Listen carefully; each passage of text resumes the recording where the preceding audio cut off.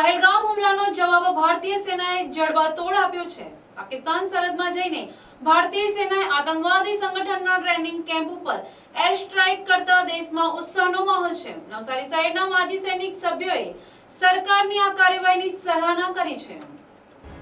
ભારતીય સેનાએ પાકિસ્તાનમાં કરેલા ઓપરેશન સિંદૂરને લઈને સમગ્ર દેશમાં ઉત્સાહનું વાતાવરણ છે। નવસારીના માજી સૈનિકોએ આ કાર્યવાહીને વધાવી લીધી છે।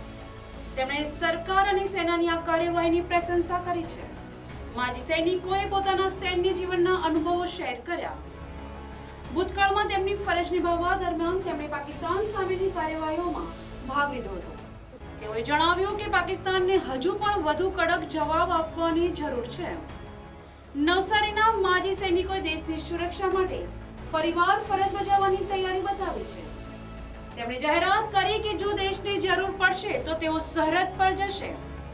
તેમણે દુશ્મનોનો સામનો કરવા માટે પોતાની તત્પરતા દર્શાવી છે। માજી સૈનિકોના નિવેદનથી દેશભક્તિની ભાવના પ્રગટ થાય છે। નવસારી શહેરમાં રહેતા માજી સૈનિકો વિવિધ સામાજિક અને દેશદાજની પ્રવૃત્તિઓ કરતા રહે છે। તેમણે અલગ અલગ પોસ્ટ ઉપર ભારતીય સેનામાં ફરજ બજાવે છે। જય હિન્દ, જય ભારત। એક ભૂલ કરે તે માણસ, બે ભૂલ કરે તે નાદાન અને વારવાર જે ભૂલ કરે તે પાકિસ્તાન। આજે દેશ આઝાદ થયો એ પછી આ એક મોટો પ્રશ્ન રહ્યો છે કે પાકિસ્તાનનું શું કરવામાં આવે। પાકિસ્તાન એક એવો ગદ્દાર દેશ છે જે નિહત્તા આર્મી ઉપર, નિહત્તા મહિલાઓ ઉપર, નિહત્તા પબ્લિક ઉપર ફાયરિંગ કરે છે અને પોતાને સક્ષમ બતાવે છે। પરંતુ જ્યારે 2019માં પુલવામા અટેક થયો હતો તેનો સર્જિકલ સ્ટ્રાઇક દ્વારા પાકિસ્તાનને મુંહતોડ જવાબ આપવામાં આવ્યો ને આજે જે પર્યટકો હતા તે 26 જેટલા એ લોકોએ શહીદ કરીને પછી પણ આજે રાત્રે 1:30 વાગે 9 જગ્યાએ અટેક કરીને 250 જેટલા આતંકવાદીઓને ઠાર પાડવામાં આવ્યા છે।